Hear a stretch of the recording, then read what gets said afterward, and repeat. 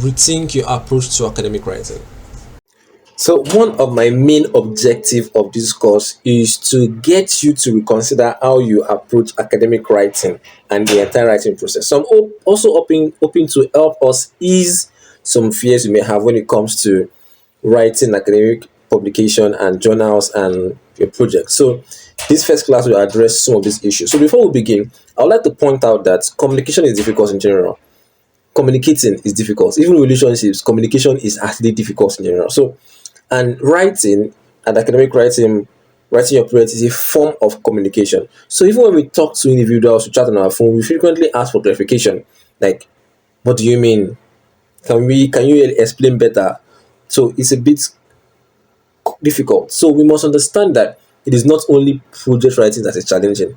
This communicating is actually a bit challenging. There is always this nagging presence of difficulty. So in order to overcome this challenge, let us understand that there are two main goals of writing or two main goals of communication.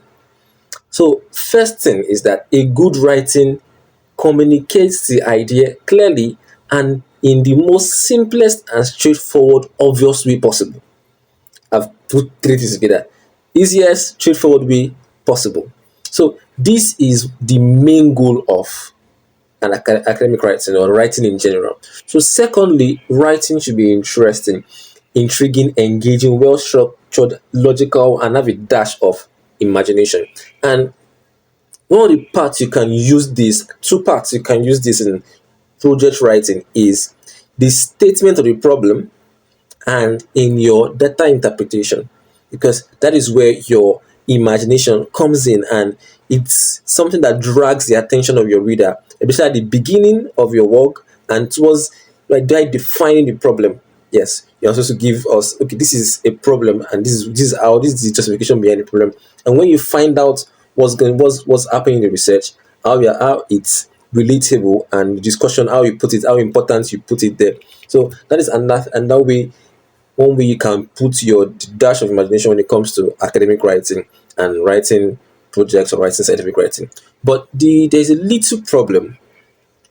Most times, even me at the beginning of writing, I tend to look at writing from the packaging perspective. I want to sound as intelligent as possible. So this makes us use complex terminologies that eventually catches up with us and just gives us this writer's block. Bam. We are so focused on sounding so intelligent that we fail to explain our concepts simply, like simply explain the concept. And one of the reasons my clients work with me is because I try to find the simplest way to explain this their statement problem or discussion. Like I like to use simple, readable English that is straightforward. I don't like ambiguous words that are not easy to understand. So the these major fears, these major things, this thing about it being to trying to use your to sound too intellectual brings the fear we have around academic writing and scientific writing. So what I think is that you need few learnable rules of academic writing. And this is what I'm going to teach you in this course. So good writing can be learned. Good writing can be learned. And it's very simple. So one of the easiest way to learn how to write is to read. Like I can only help you to a particular extent in this writing journey, and you have to continue from there. So you have to learn to read. So you read articles, read newspapers, read different things and see how authors use words, play with words, and see how it is. And read something that is related to your field of study so it will help you through your writing journey. So, how do we approach academic writing? How do we approach academic writing? So there are different ways to approach academic writing. The main goal, like I said in the beginning, is to communicate your ideas effectively. So just focus on your ideas. What I want you to do is to focus on the first element, which is to deliver your ideas in the most straightforward and obvious way possible, and worry less about the perfection, the elegance, the stylish part of writing. Perfection happens later in the revision stage, even for professional writers like myself. The second way to approach academic writing is to use simpler terms instead of jargons. I said that already at the beginning. So understand that complex terms are a part of academic writing. You have to use complex terminologies. But as an author who is well versed in this profession, you want to convey, I want to let you know, you want to convey your ideas, these terminologies, in the simplest way possible. Contrary to popular beliefs in academics, there is no reason to make your paper so complex and hard to read. When the receiver does not get the message, communication is incomplete. That is one thing you should know. The third way to approach academic writing is to write as you will talk. Have you ever noticed that you comprehend an idea more when it is spoken than when you read it?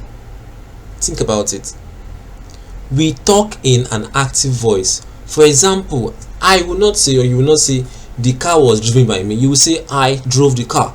So I'm talking about when you write, try and write in active voice instead of passive voice. So instead of saying the pH or the fermenting flowers is shown in figure 1, which is ambiguous, you can say figure 1 shows as simple, as straightforward as possible. Figure 1 shows the pH of the fermenting flowers.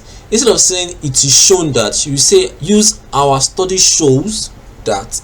Instead of saying it was found that, you say we found that. So your article will be simpler to read and very, very relatable even to the layman. So when you use active voice when writing, additionally it makes it more readable, it improves your readability.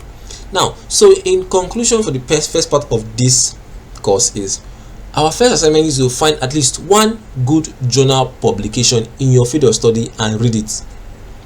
Pay rapt attention to how it is written, the logical flow, and the tricks used by the authors. I've said it in the beginning. My advice is that you do this before we continue on this journey. It will help you navigate through this course easily. And I will see you in the next one. Bye.